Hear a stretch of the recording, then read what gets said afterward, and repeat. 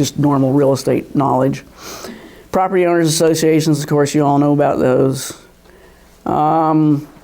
Contract owners, sometimes in the new construction contract, you'll see a little thing that says that buyer understands and acknowledges that seller may not be the fee simple owner of the title of the property upon the in which the improvements are being done.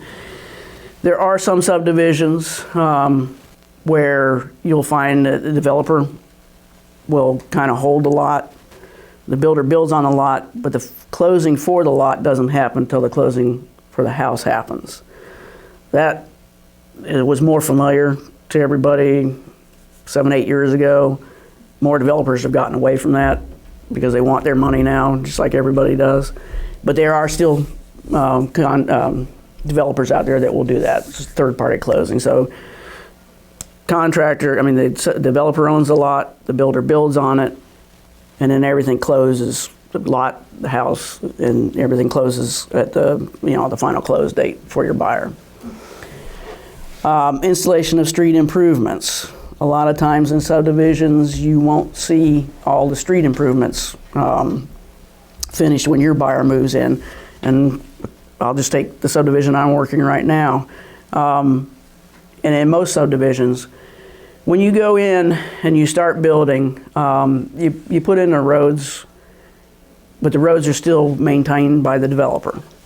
Reason for that, just kind of simply put, is the state doesn't want to maintain those roads until all those big trucks are out of there, okay? So as in the subdivision I'm in right now, phase 1 is complete. So the developer is right now in the process of turning the roads over to the state.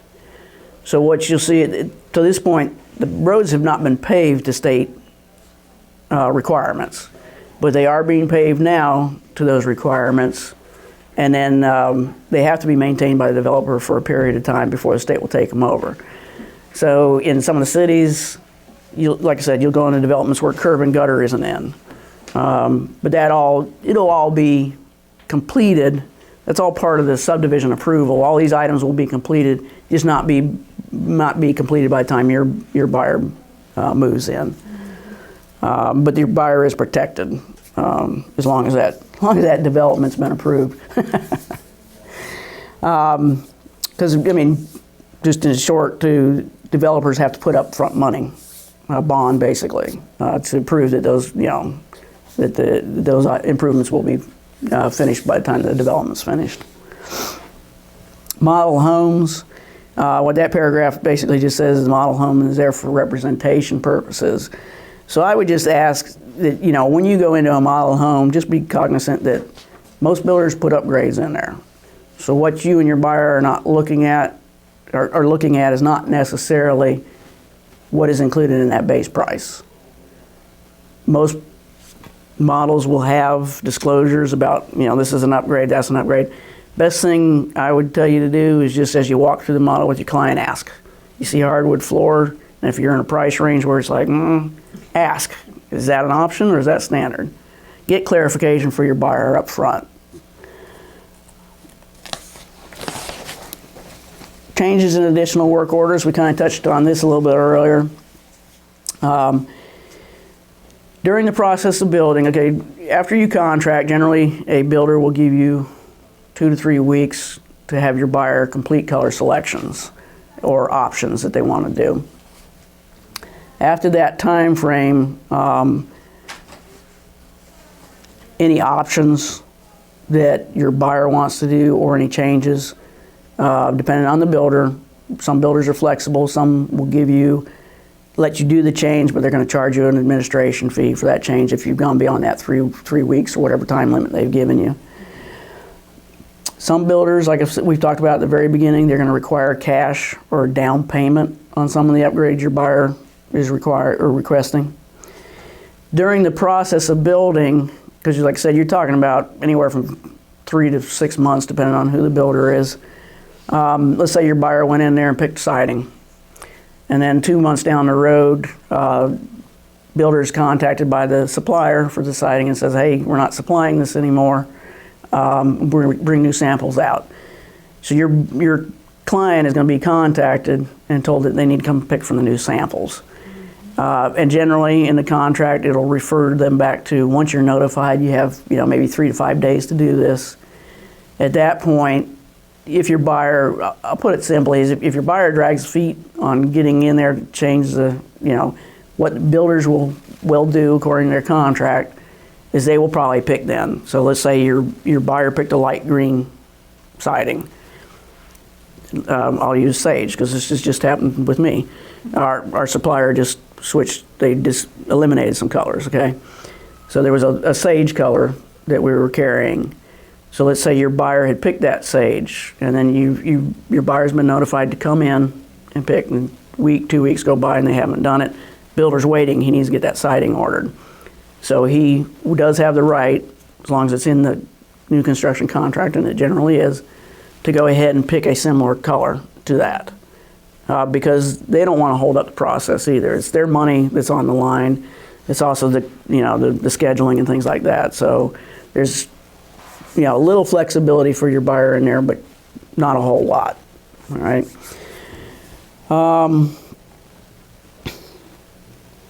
Any changes? A lot of times people want to know, well, a lot of builders will charge a processing fee. Well, my buyer wants to do this, but builder's saying he's going to charge a $75 processing fee.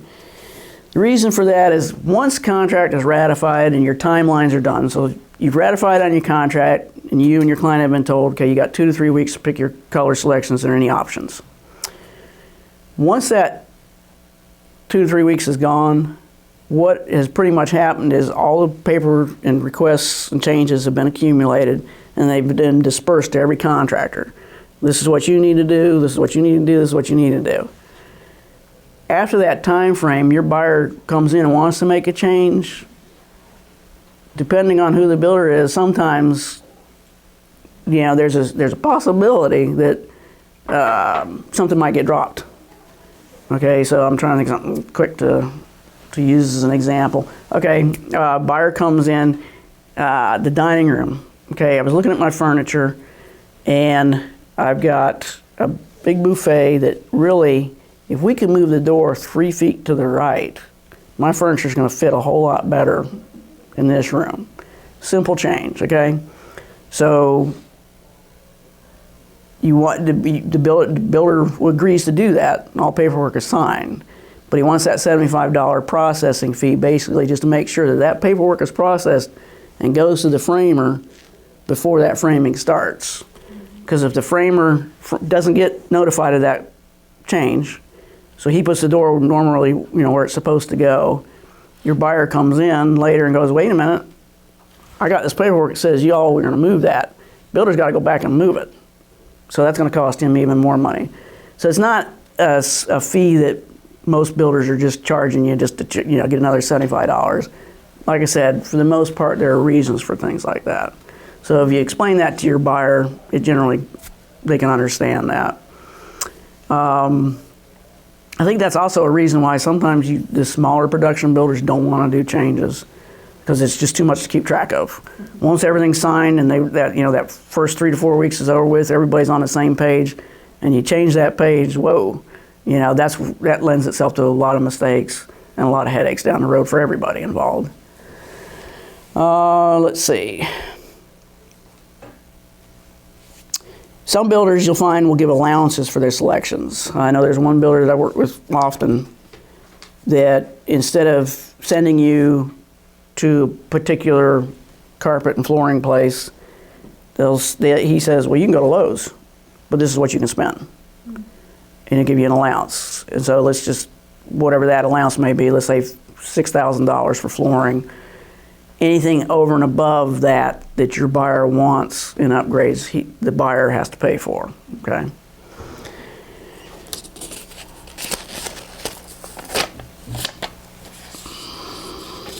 One thing I'm going to briefly touch on, especially when it comes to the selections and everything, and just in model homes in general, after the contract's been written, especially on weekends, buyers always want to come out, see progress and things like that. And for the most part, they come into a model. And the typical real estate transaction, you have your buyer agent and your seller agent, and the agents have the communication. In new construction, a lot of times your clients are coming in and talking to the site agent at the model and having discussions. And actually on our site, we have a form that we have everybody sign saying, you realize this is going to happen. At that point, a good site agent will communicate to you, as the co-broke, anything of pertinent, of information that's important. If your buyer requested a change or something like that, you'll be notified. For the most part, people are just excited. They're coming in, they want to talk, and they want to watch the process.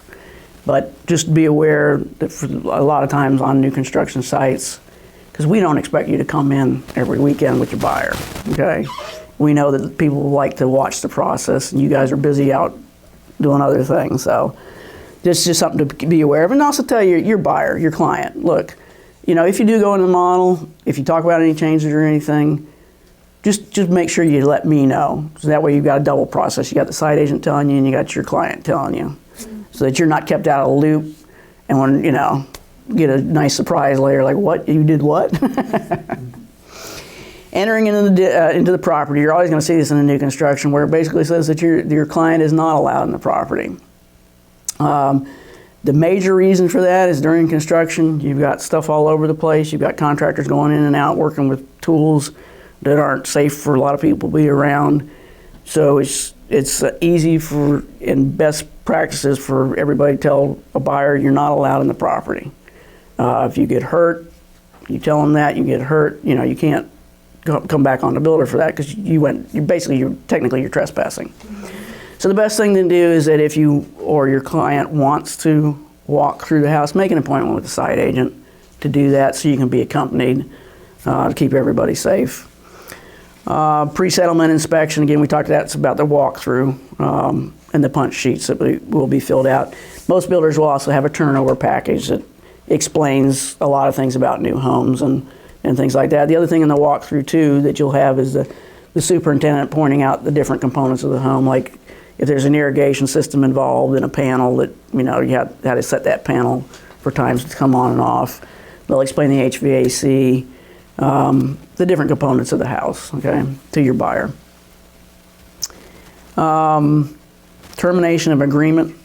Some builders you'll see will have in their contract that if construction has not been completed within a year of ratification, that either buyer or seller can terminate the agreement at that point.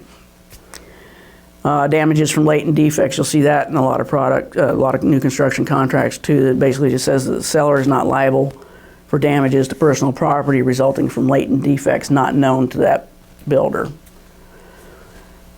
And probably a big way to example would be the Chinese drywall when that was being installed. Confirmation of brokerage relationship you'll find in the resale contract as well. Warranty, we talked about that it's warranted for 1 full year from the date of close by the builder, and that covers everything in the house. Megan's Law, y'all are familiar with that.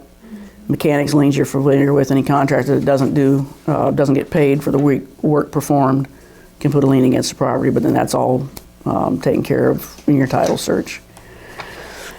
Sometimes you'll see a subordination clause in the builder's contract, and basically what it means is that the agreement that's signed by you and the builder is subordinate to any documents that the builder signs with his lender. So if there's something that his lender has an issue with on a contract, basically the lender can supersede on a contract, okay? Basic way to put that, if the lender says no to the builder, then the contract pretty much is void, okay? That's pretty much it on that page. We're coming to the end of the actual contract part, other provisions.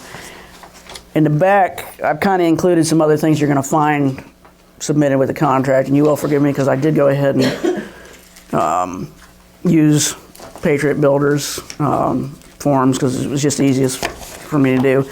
A lot of times and one of the things I like to do is include the price sheet, because on our price sheet it's what we're advertising to you and your buyer. Like we'll take the John Hancock. The John Hancock is being advertised for $242. That's a 2-bedroom, 3-bath, 2.5 bath. Excuse me, 2-story, 3-bedroom, 2.5 bath. Gives you square footage, front load garage. So it gives you kind of specifics as what your buyer is getting for the $242. So we have them. We generally circle that, have them initial this contract. So along with the contract, you'll find something like this with hash marks for your buyer to initial off on, okay? So this, along with what everybody calls a standard feature sheet, which pretty much gives you an idea of what is going in every house at that price that was just quoted your buyer, okay? So this gets signed off on as well, okay? You'll find that in a contract. And then with that, your buyer should be getting a floor plan that shows them exactly what they're getting for that that price that was quoted. And the floor plan, whether it be 1-story or 2-story, will be kind of similar to this. And any changes, so let's just say your buyer's not doing any options at all. So this floor plan will go along with the contract because it shows them what they're getting for that quoted price, okay? And then generally as well, you'll get an elevation that will show what the front will give you, show them what the front will look like at that base price. Now, if they've asked for options or changes to the floor plan, those are generally just written into the floor plan itself. I'm trying to think of a simple change that I see a lot of. A lot of times, it's the removal of walls. Everybody's wanting the more open floor plans now. Right. So we have the ability to remove walls. It's just, at that point, the house has to be re-engineered for spans and things like that. But that's something that can be done. So let's just say your buyer is asked for a removal of walls. Generally, what you'll see the site agent do is, cross through it and make a notation, remove this wall, move this door, that type of stuff. But again, that's all stuff that should be noted on the floor plan, and then this gets signed off on by everybody. So that way everybody's on the same page that buyer's asked for this, the builder has signed it, so now the builder is saying, I'm going to do those changes. So the floor plan, along with the standard feature sheets, your option sheets, which would basically list out options that your buyer has requested. A lot of times sites will have a sort of a preset options. So this, if your buyer is going with any of these, this should be included in the contract as well. And then if there are times when your buyer has requested something, it's not typical, most buyers won't ask for. And again, some builders won't do it. But again, I'll come back to Patriot Builders, the removing of walls and things like that. He's very amicable in changes like that. We've had people want to bump walls out. I want 4 feet added to this room. He'll do that too. But generally that requires getting a price from the builder, and then at that point, if the buyer agrees to it, that's just written on an addendum basically. Bump family room wall out 4 feet at this price, okay? So all those items are very important to make sure that they're included in the contract. Whether, every site's different, so their sheets aren't gonna all look like this. The reason being is because we're really pretty much working with air. Okay, so your buyer has come in and say, well, I want this house built and I want these items in it. So it's very important to make sure that you keep track and that everybody has agreed to in writing, so that everybody has the same understanding of what that house is going to be built like when it comes time to turn over the keys. Okay, does that make sense? Any questions? So that's why you kind of want to be very particular to make sure. Another good thing to remember too, you and your client are talking to a site agent, and well, can I do this? Can I remove a wall? Oh yeah, sure, you can remove a wall. Okay, make sure that if that's what your buyer wants, that is written in the contract. You don't want to be coming back 3 months later and saying, well, we thought we understood this wall was going to be removed because we told the site agent, and then nothing was ever noted. So that's one of the things you want to keep, from happening. So like I said, if something is said and something appears to be agreed to, make sure it's in writing and get signed and agreed to by everybody. You're not relying on representations of somebody. And that actually, the other thing you'll find in the contract, or I like to include it, is a representation of what the master plan for the community is. I like to circle which lot your buyer is purchasing and have them initial it so they know where that sits in the location of the subdivision, so that they realize if they're buying down here, there's going to be houses over here as well. So they are going to have traffic come through. So just making sure that everybody's aware of how big the community is going to be once it's finished out, that type of thing, so that it keeps your buyer from being surprised later. The new construction addendum is just something that covers, if you read through it, and I won't do that, but just take it with you and read through it later. A lot of it's common sense stuff, but unfortunately, we've learned that it has to be put in writing, okay? And I'd give you some stories here, but like I said, we're filming, so I'll pass on that one. Another thing you want to make sure is included is a site plan. Because again, because we're building off paper, you want to make sure everything's disclosed about all that. So generally what I do is I have somebody, once this is obtained, a final site plan, because where I am, we're dealing with well and septics. Plus also the proffers for the subdivision, the builder's not allowed to clear more than 50% of the lot. Okay, that was all part of the agreement to get the subdivision approved. So on the site plan, it gives the buyer an indication of where their house is going to sit on that lot, where their drain fields are going to be, where their well is located, shows them where the driveway is going to run, and then the little squiggly lines on here indicates where the builder is going to clear, so that there isn't any question in the buyer's mind coming to closing, well, I thought my whole lot was going to be cleared, and it's not going to be. So again, this is just a matter of disclosure to make sure that everybody understands what they're getting.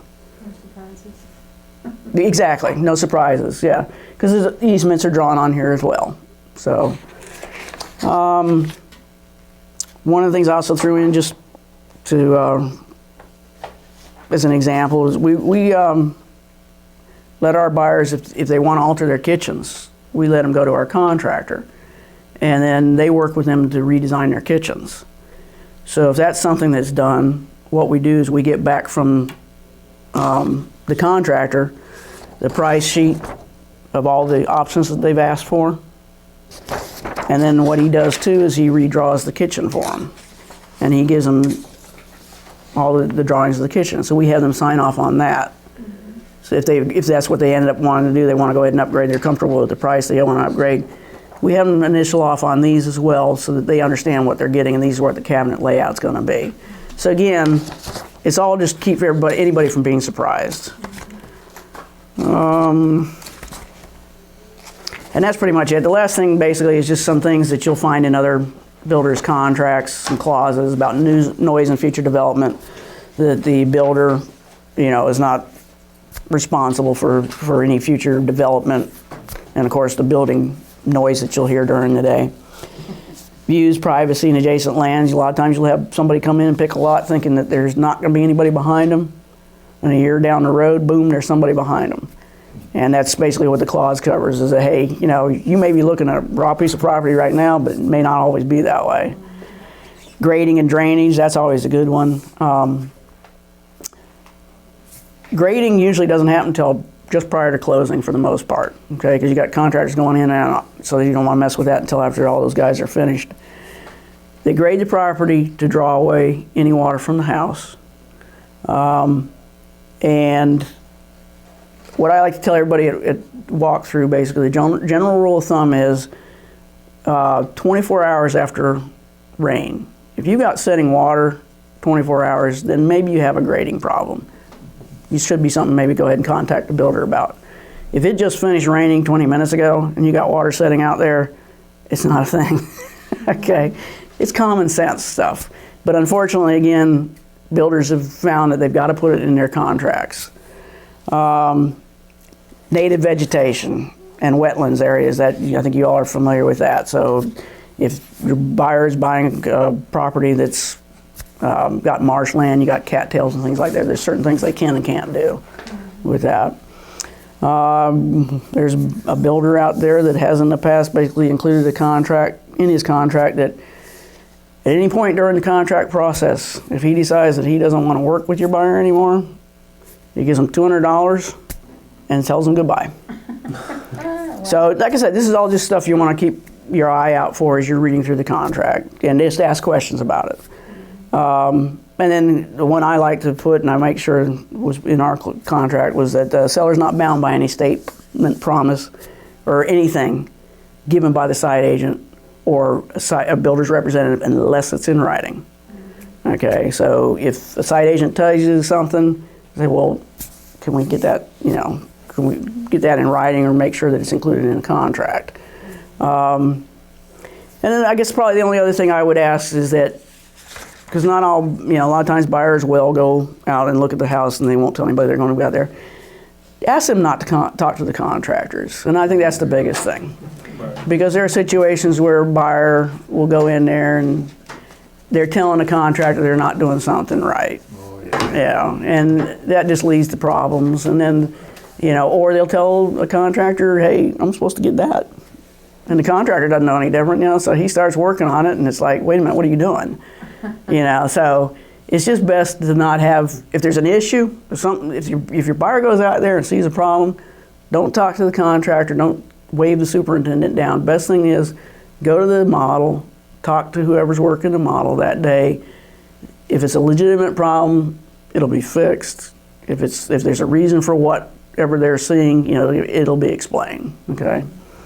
So hopefully I haven't bored you too much. I do have a question on one thing. Sure. On the general thing here, on the brokerage fee. Mm-hmm. It says here that in this contract, it says that the by separate agreement, the brokerage fee by separate agreement. Is that an addendum to this contract? Generally, it's just like in resale, when you have a commission agreement that you'll send to your who the other agent is that you're working with, and you'll get the broker fee agreement, I think is what it's called. Okay, so that. So yeah, commission is never referred to in a contract of any kind. It's always on a separate addendum. And I can relate to one thing as far as when I built, what you hit on it was clearing. Mm-hmm. That was a bigger item because I built in a wooded community, and the vision that I had was when I completed it, it was a wooded community. That's what I intended. So it was to where I had the minimum that you could clear, and that was stated. But people didn't realize when they bought that the lot next to them was for sale also. And when you clear that lot next to them, it's like, what happened? I don't like this anymore. Yeah. And I got that a whole lot. Right. And so you have to explain to people, it's going to change. It's not going to be this way when it's done. You're not going to live in the middle of the woods by yourself. Right. Yeah. That's a fact. And that's the thing, is that the whole thing is that it shouldn't be a scary process. If there's any questions at all, like I said, and I'll just speak for me, I'm happy to answer anything, especially if it's your first new construction or something like that. I would rather everything be out on the table so that your buyer understands, because that way there are no surprises, and it's a pleasant process at that point for everybody. It doesn't become a nightmare at the end because somebody didn't understand something. Okay? Is that it? Thank you very much. You're very welcome. Yeah, it was awesome. Well, thank you all for coming. Appreciate it. Sure. Yeah, they didn't even offer me a cup of coffee. Oh, no. There was some back there. I'm just teasing. I used to clear lots, and my brother and I worked together. And we were working for a guy in Fords County, and he was just really arrogant. The homeowners, he just didn't want to be around them. And he said, the best thing about this lot, I chose this lot, and it's the best lot, one of the best lots in Fords County, because right across the street, that's all natural area, and it's always going to be that way. By the time we were done, the house was completed, and we were grading around,